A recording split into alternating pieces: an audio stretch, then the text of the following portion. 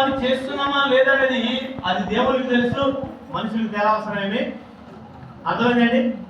దేవునికి తెలియాలి కానీ మనుషులకు తెలవలసిన పని ఏమి దేవుని పని. అది ఎవరు తెలియాలి? మనుషులు పని చేస్తున్నారు అనుకోండి. ఫర్ ఎగ్జాంపుల్ ఇస్రాయేల్ గారి యొక్క పొలంలో నేను కూలి వాళ్ళగా ఒక ముగ్గురిని పెట్టుకున్నారు.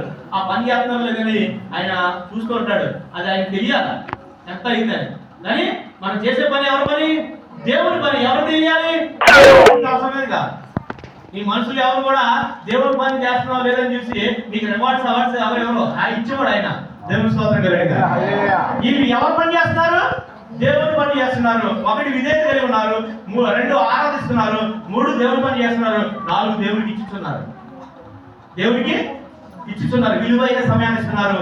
విలువైనవి దేవునికి సోపులోను, జీలకర్రలోను, పుదీనాలోను, అన్నింటిలోనూ కూడా మన సంఘంలో కూడా అందరూ అన్నింటిలో దేవునికి ఇస్తున్నారు. స్తోత్రం కలుగును గాక.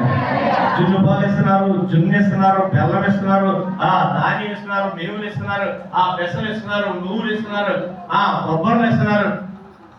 నాకు అలా ఎవరో తెలియదండి. పని చేస్తున్న దగ్గర అమ్మగారికి ఇచ్చారు, తీసుకొచ్చి బొబ్బర్లు ఇచ్చారు. ప్రార్థన చేయండి అయ్యారు. నేను పాస్టర్ గారు నాకు తెలిసి నేను పని చేస్తున్నా. అన్యులు ఏం చేశారండి? 2 సంవత్సరాలు అనుకుంటాను. ఈ సంవత్సరం కూడా వాళ్ళు పండే అట రమ్మన్నా. స్తోత్రం చెప్పండి. ఏం చేశాను నేను? తీసుకుని ఏం చేశాను?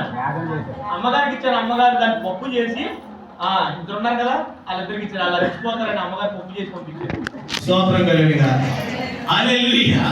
ఎందుకు వార్తలు చేస్తారంటే అన్యులు కూడా తెలుసుకుని ఏం చేస్తున్నారు? దేవునికి స్తోత్రం కలుగుగా.